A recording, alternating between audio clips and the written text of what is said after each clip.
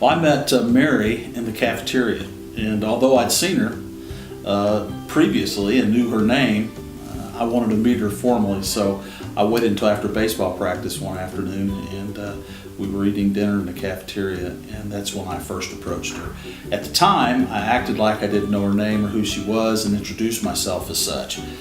She knew all along that it was probably kind of staged, but that's the way I attempted to do that. Yeah, I'd already had several girls in my dorm tell me that there was this baseball player named Bobby McDole who wanted to know who I was and get to know me. So I was kind of prepared for it. I'd already scoped him out, thought he was pretty cute.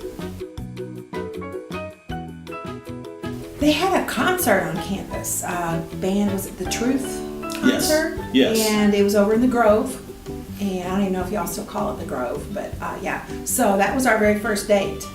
And then after that, we just sort of kind of hung out on campus and went out to eat occasionally. I started going to all the baseball games, and so it just kind of grew from there.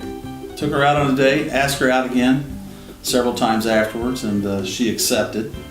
So I really didn't have any desire to date anybody else after the first couple, 3 dates. And would say that probably after the first time we held hands, maybe a kiss or two, that I knew she was the one. So we had a lot in common, and we liked to talk a lot about different things. We both enjoyed school. We both enjoyed going to basketball games, and she would come to all my baseball games, so that was really important to me. Met my parents, and really hit it off. Yeah, Bob's got a great family, and you know, I was crazy about him, and then when I met his family too, I'm like, oh yeah, absolutely. So since that time, we've had 3 children, Matt, Zach, and Jacqueline, and we've moved our family around a little bit. About 9 times. We left here in 1985. Mary graduated as a registered nurse, and she pursued nursing.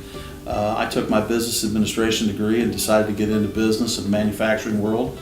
And so together we decided that it would be nice if one of the parents could spend time with children. We decided to have kids. So she decided to stay home and take care of the children, and thank goodness she did, or they would probably all be in trouble today.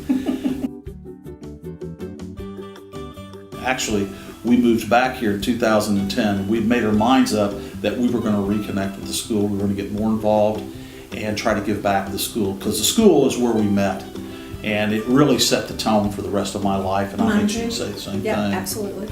And so it really set the foundation for us, not only financially, but as a family.